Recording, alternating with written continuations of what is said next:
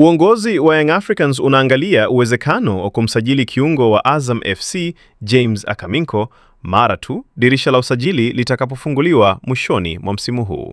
Kiungo huyo mwenye uzoefu mkubwa ndani ya ligi kuu Tanzania bara anatarajiwa kumaliza mkataba wake na Azam FC mwishoni mwa msimu huu, hali inayomuweka katika nafasi nzuri ya kuweza kufanya maamuzi mapya kuhusu mustakabali wake wa soka. Endapo hatasaini mkataba mpya na klabu yake ya sasa, Akaminko anaweza kupatikana kama mchezaji huru, jambo linaloongeza mvuto wake katika soko la usajili. Taarifa zinaeleza kuwa uongozi wa Yanga kwa muda mrefu umekuwa ukivutiwa na kiwango na mchango wa Akaminko akiwa ndani ya Azam FC, hususan katika eneo la kiungo mkabaji ambapo ameonekana kuwa mhimili muhimu.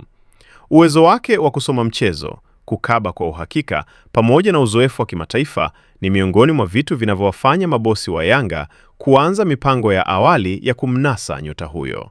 Katika harakati za kujiimarisha zaidi kuelekea msimu ujao, Yanga inaendelea kupanga usajili wa kimkakati utakaosaidia kuongeza ushindani ndani ya kikosi pamoja na kuboresha matokeo katika mashindano ya ndani na yale ya kimataifa.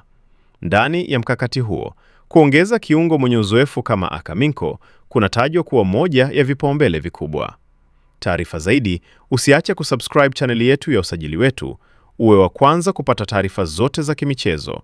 Pia, tunapatikana kwenye mtandao yote ya kijamii, Facebook, Instagram, TikTok, pamoja na Twitter, kwa jina la Usajili Wetu. Jina langu ni Shabi Graphics.